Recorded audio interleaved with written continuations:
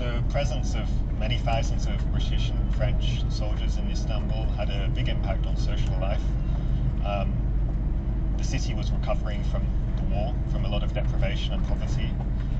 There was hyperinflation, and these British and French officers came to the city with relatively good salaries and with their own tastes for music and theatre, cinema, other types of entertainment. This led to the real explosion of nightlife in Istanbul. Gece hayatına baktığımız zaman özellikle işgal dönemi İstanbul'da biz biraz daha gayrimüslimlerin ön plana çıktığını görüyoruz.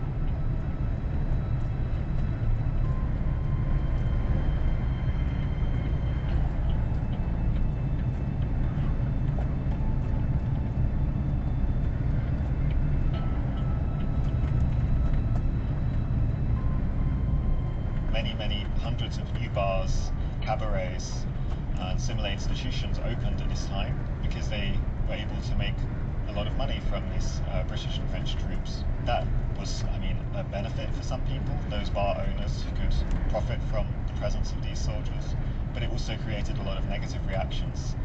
People saw drunk soldiers wandering the streets, having fights. That caused a large negative reaction, and one of the features of occupied Istanbul that really brought the occupation into the lives of the normal citizens of the city. It was one of the things that was most widely commented on in Ottoman newspapers at the time. Rumların özgürlük alanının biraz daha genişlediğini görüyoruz. Sosyal yaşamda özellikle daha önceki dönemlerde faaliyet gösteren Rum cemiyetlerinin daha aleni bir şekilde yine kendi misyonları çerçevesinde ancak İtilaf kuvvetlerine ve Yunan ordusuna hizmet eder şekilde faaliyetler yürüttüğünü görüyoruz.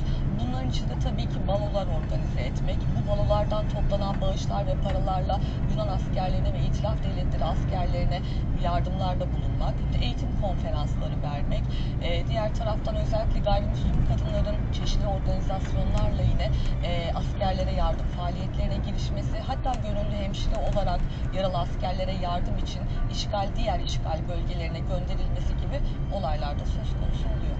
Now we're in the Pera Palace Hotel. These hotels would be having weekly dances where many officers would be coming. And there was one story that stood out to me. Of course, over a woman, British and American sailors started fighting. And by the end of this fight, there were dozens of people involved. And the problem in these circumstances was that the Ottoman police, they didn't have the power to stop the Allied forces. Whenever the Ottoman police intervened against British or French soldiers, immediately the British and French High Commissioners would write to the Ottoman Minister of Interior and complain that the Ottoman soldiers don't have the right to arrest and detain British or French soldiers. So to control British and French violence in the streets, they relied on this small number of Allied military police, but there were so few of them that they couldn't respond to every incident. And that's just, that fight was one of dozens that I found in the archives, in the British archives and Ottoman archives that's commented on. İstanbul'da kendi geçimini sağlamak zorunda olan insanlar var tabii ki. Eşleri şehit olmuş örneğin. Kadınlar